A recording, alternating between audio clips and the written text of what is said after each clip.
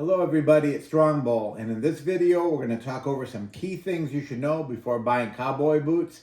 Stick around.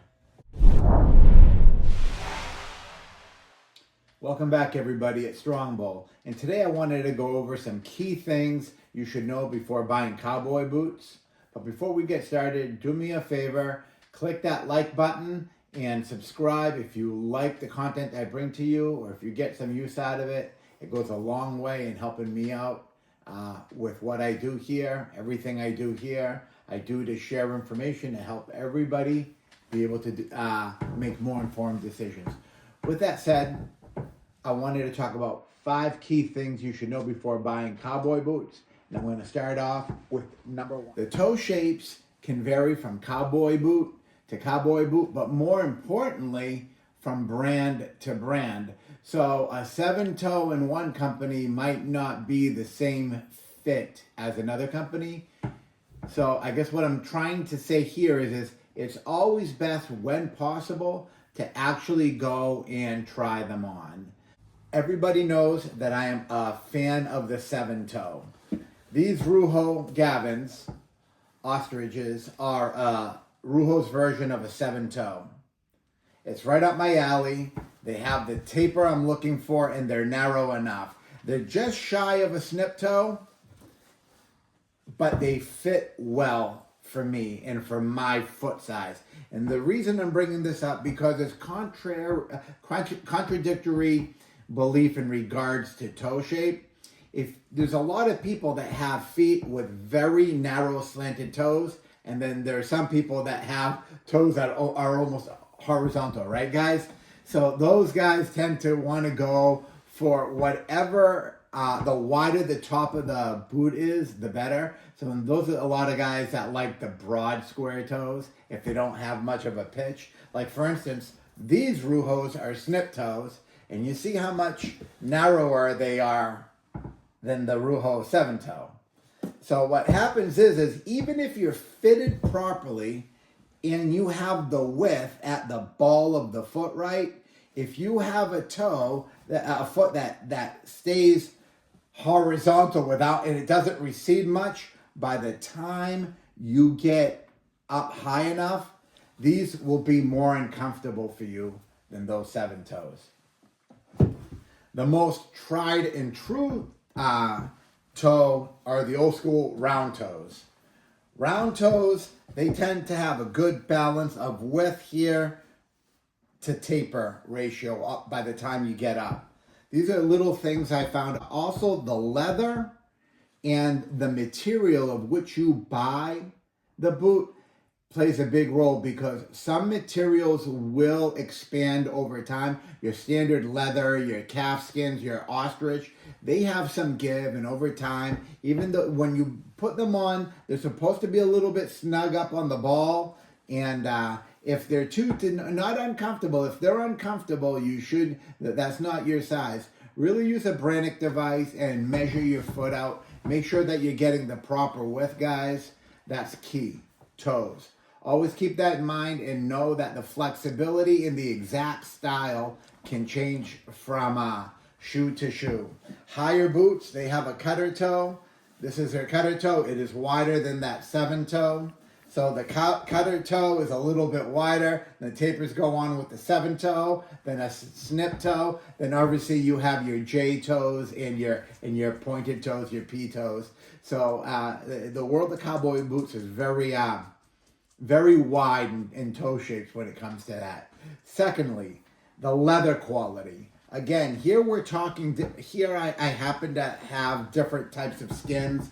They're all different. I have Carpincho, ostrich. I have stingray. I have cayman. I got your standard leather. I got my trusty old work boots that I actually happen to have because I'm barefoot right now. But you can even see the salt because it's winter up here, and I wear these all the time. But I beat these up. These little horsepower boots were a great boot for the money. Anyway, what I'm trying to say is the material matters, you know?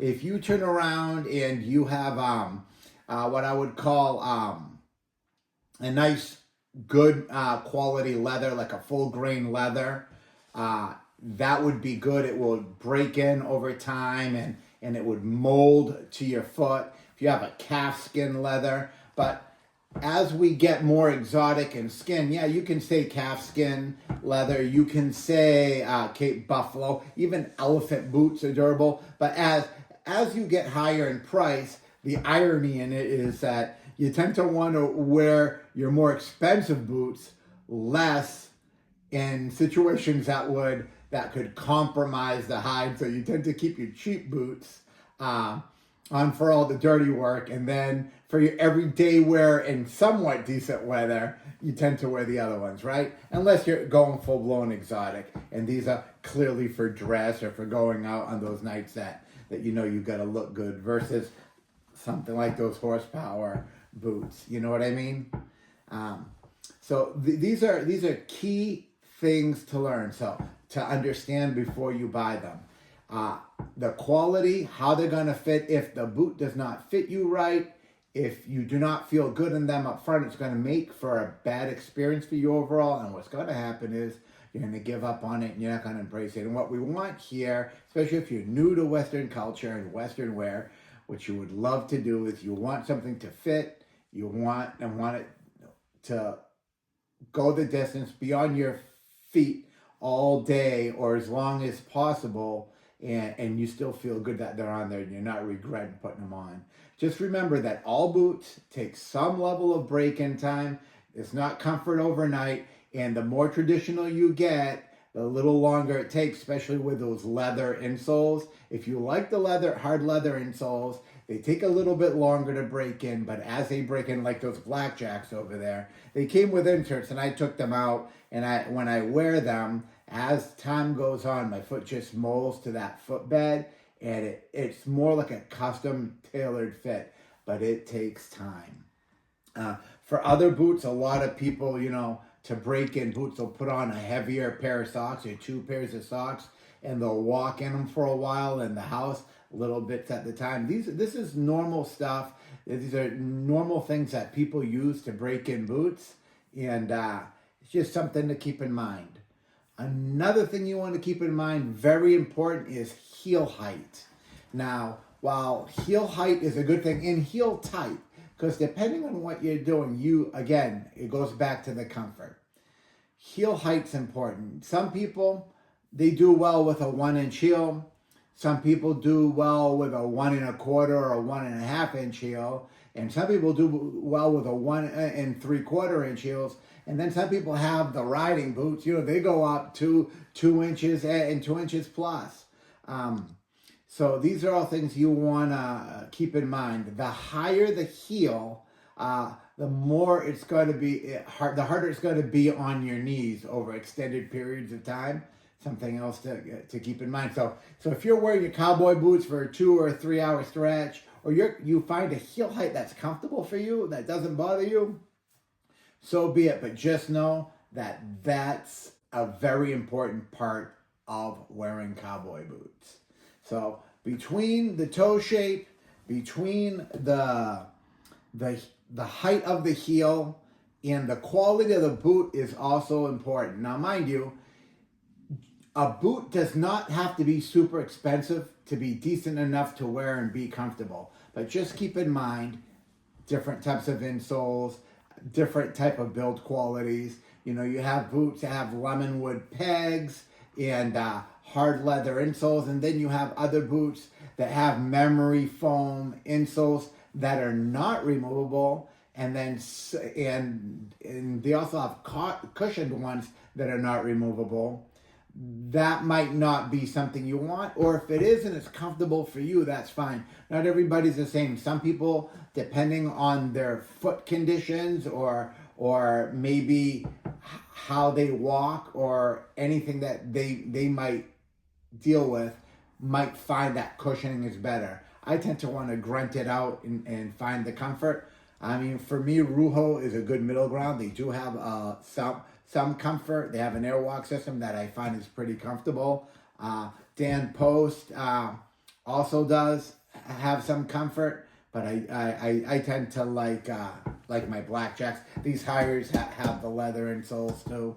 So remember that build quality is key too for longevity. If you want them to last a long time, you want to look for key things such as Goodyear welts. You want to look for channeled outsoles. You want to look for those lemonwood pegs. You want to look for the things that add quality to your boot and will help the construction hold up over years. After all, these are an investment. Cowboy boots are far from cheap, but you can find good deals in decent daily wear boots that don't have to break the bank. Again, I'll mention horsepower. To me, I think they have a good little balance for the lower end price boots, and you can even step it up. They have a top hand line as well too. I think a good medium. These are just recommendations, obviously. A mid-tier boot, to me, my favorite mid-tier boot to date is Ruho. I think Ruho is doing some phenomenal things.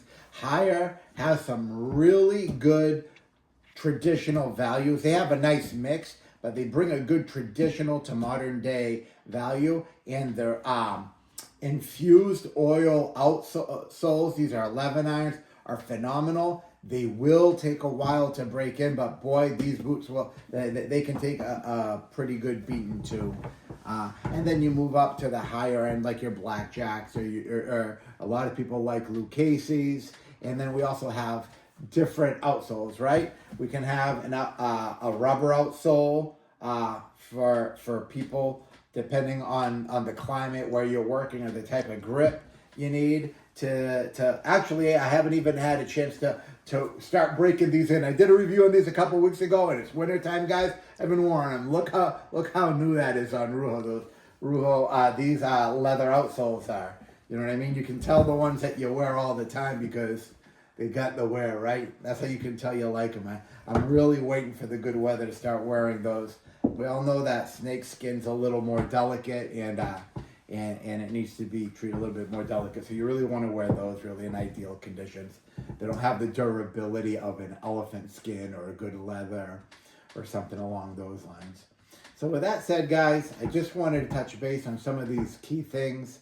I wanted to let you all know it's important that you pay attention to your toe size, to make sure it fits right. Make sure the size is right, the heel height is right. Everything about it has to be good for you. Not what everybody else thinks, but for you. And that's the key point, people, because you're the one wearing these. You're the one who has to like them. And I'll tell you this right here, right now. Cheapest pair of boots I have are these Laredos. I love them. They're super comfortable. There's no leather on the inside. It's more like a Drylex interior. And I even dyed them a color I like. They're affordable enough that I can play and pretend I'm a cobbler, even though I'm far from it. And I have there's a lot for me to learn if I ever wanted to go down that road. But the thing is you can do that. And I put these boots on, and I just love the fit. And it won't break the bank. If something happens to these boots or these get beat beyond, I can go boop, throw them away and buy another pair. They cost less than a pair of sneakers, these Laredos. And so, there is that. Price does not determine your comfort. Be comfortable first. Find your price range, find your class, find your prestige after the fact. Find your comfort first. Without comfort, you have nothing. The comfort of the boot is the root to the tree. It is the root entry into buying boots, guys. Be comfortable. Get the perks you want. If you like to stack your jeans, look for things like a spur ridge shelf, spur ridge heel, because that'll let you rest your jeans on them. That way they're not too low. If your jeans aren't longer, if you're not in between size, some people we'll call it a 31 inseam, and you got to buy either a 30 or 32. Well, spur ridge heels are for you. If you have a size that fits you based on the height of your boot, because remember, the lower the height of your heel is, the longer your jeans will go down over them. So these are the things to keep in mind. I want to go over them with you because there's nothing worse than getting into something new, buying a new pair of boots, and finding out that they don't go with your jeans and they don't fit right, and nothing you do makes them feel comfortable. All right? With that said, thank you for tuning in, and thank you for being patient with me lately. My little girl, Sadie, she's one of my dogs. She was very sick, so I've been dealing with her. I had to bring her off, so my videos are a little off schedule, and I'm trying to give you just some content to fill it in between, so I don't let you guys down, and maybe I can get you guys to think about things that you might not have considered in the process. With that said, thank you for being patient with me. Thank you for your support as always. Remember to click that like button and subscribe. It means a lot to me, and we'll catch you on the next video. Take care. Bye-bye.